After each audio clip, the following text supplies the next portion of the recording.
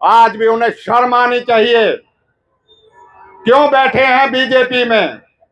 सिर्फ वक्फ बोर्ड की नौकरी के लिए? बेटे को चोर रास्ते से भेज दिया बीजेपी की मदद करने के लिए लोक दल में। भाई, अगर इतना बड़ा हमदर्द है अपने बेटे का ही, क्योंकि कौम को तो रहो ना। बेटे को हमदर्द तो बन जाओ, बीजेपी छोड़ के वहां के खुल के समर्थन में तो आ जा, जिससे ये लगे बेटे के साथ तो है।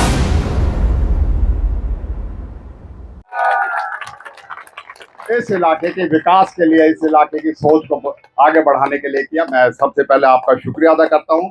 मेरे साथी जो हैं, सभी सम्मानित साथी, और मैं नाम लूंगा तो बड़ा लंबा हो जाएगा, सबका से माजरत चाहते हुए हैं, अगर इजाजत हो बिरादरी की तो करेंगे।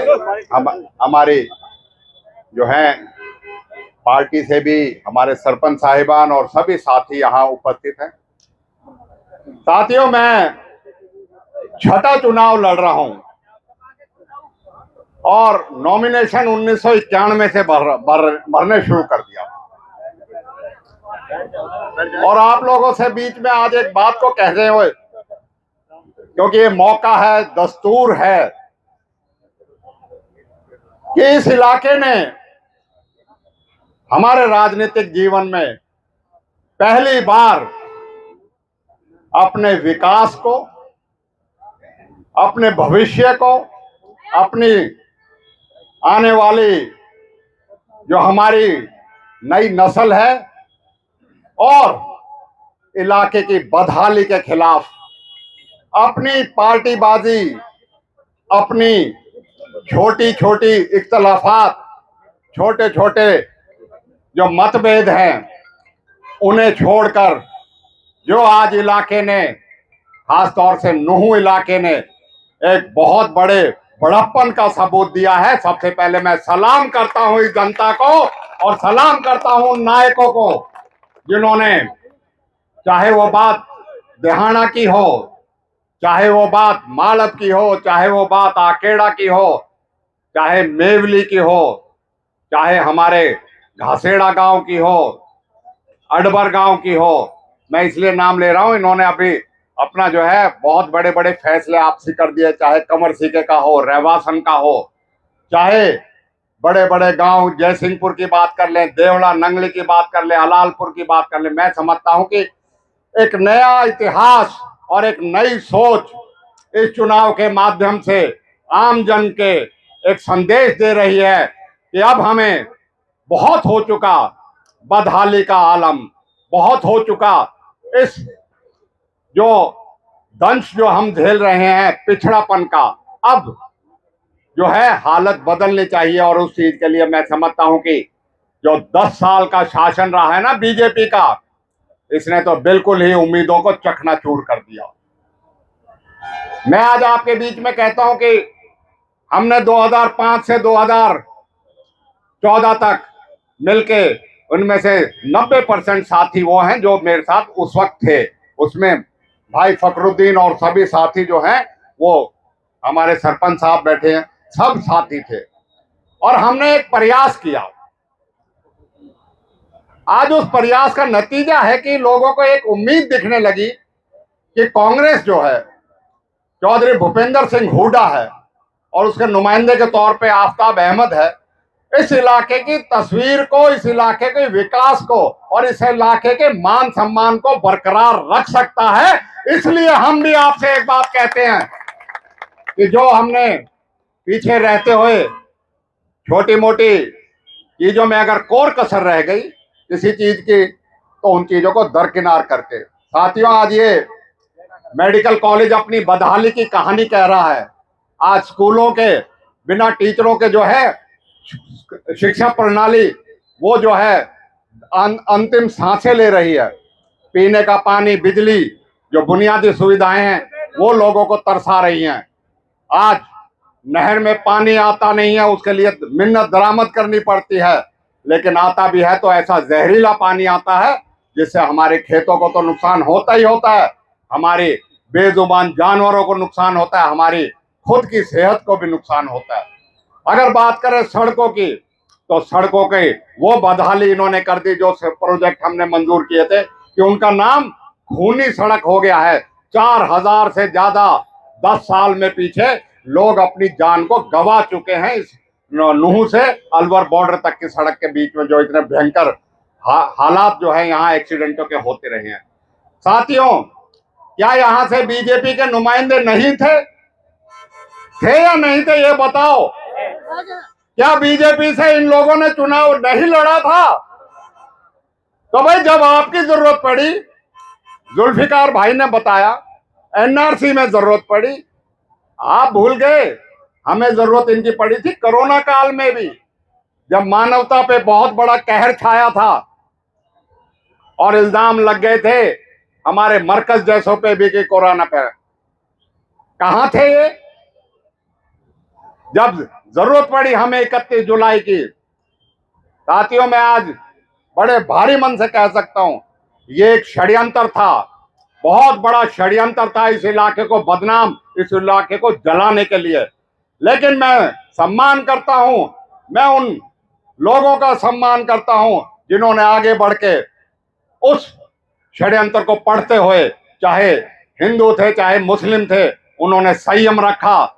31 जुलाई के बाद मैं नहीं समझता एक जगह भी अगले दिन भी कोई सुई का नुकसान भी किसी का हुआ हो, क्योंकि लोग बड़ी जल्दी समझ गए कि यह तो एक षड्यंत्र में झोंक दी गए हो। लेकिन जो उन्होंने उसके बाद सरकार ने जो सलूक किया और उसमें फिर से चुप बैठ जाना। अभी यहां बात पूरी नहीं करी, बेगुनाह तो गए जेल में।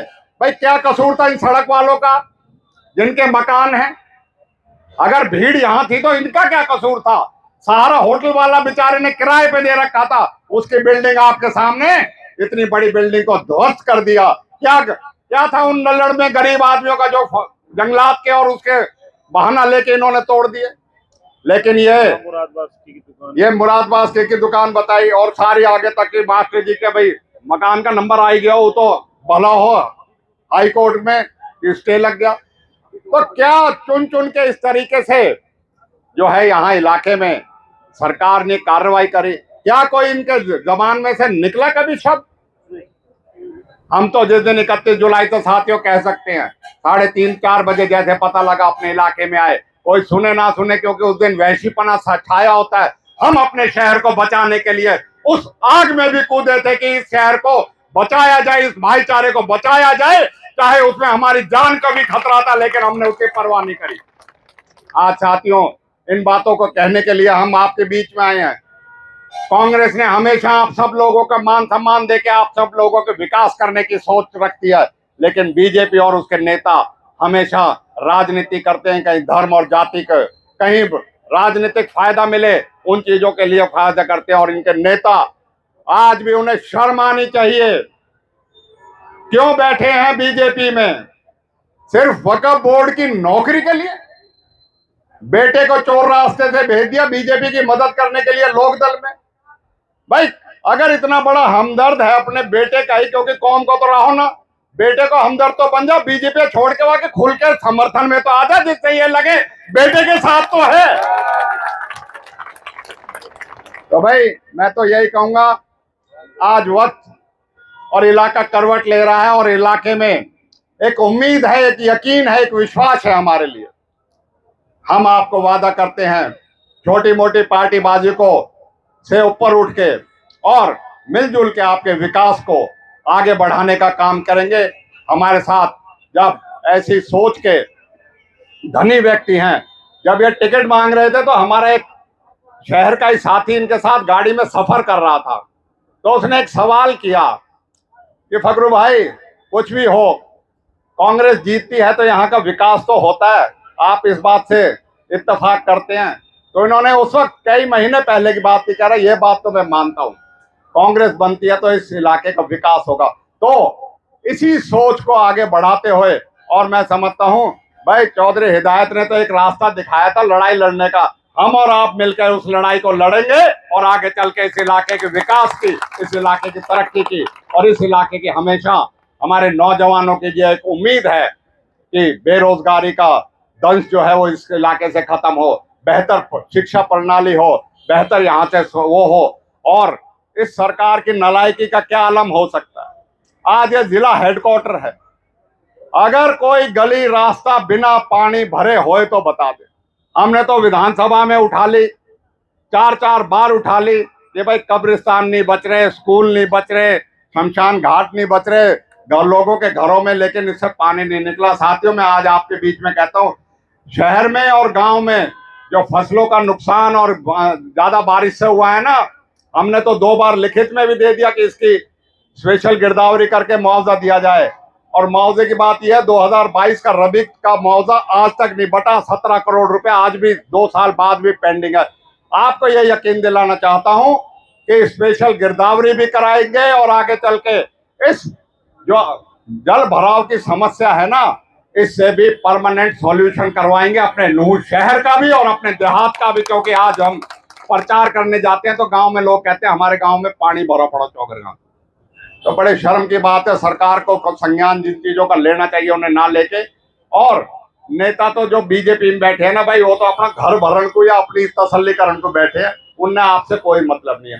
तो भाई हम तो आपसे यही उम्मीद करते हैं कि आप लोगों की दुआओं से एक इतिहास बनने जा रहा है, उस इतिहास में आप साक्षी होंगे। हमारे साथ हमारे मजबूत साथी भाई फकरू जैसे हमारे साथ जुड़ रहे हैं, हम उनका यकीन दिलाते हैं आपका कि अच्छी सोच के लिए इनका मान सम्मान अपनी पार्टी में भी और अपने दिलों में भी हमारा तो हमेशा से, क्योंकि जब किसी ने एक बार भी साथ दे दिया हम हमेशा इनका सम्मान करते। कभी कभी रूठ भी जावे हम तो चल, लेकिन हम यहाँ जब भी कोशिश करें कि यह ठीक रखें, मना के रखें और यहाँ से बातचीत करके रखें, क्योंकि एहसान तो जिंदगी में एक बार करते आदमी को, उसे याद रखना चाहिए। मैं आज आपको यकीन दिलाता हूँ पूरा मान सम्मान रखेंगे और आपकी सोच के अनुरूप इस इलाके के साथ मिलकर विकास का काम करने करेंगे। और आप जितने साथी आपके आए हैं उनको भी यकीन दिलाना चाहता हूँ कि आपको भी पूरी तरीके से हम पूरा मान सम्मान, पूरी भागीदारी और पूरी तरीके से आप लोगों को आगे चल के बढ़ चढ़ने का काम करेंगे। मैं फिर से आप सब लोगों का दिल की गहराइयों से शुक्रिया करता हूँ। भाई अकबर का खास तौर पे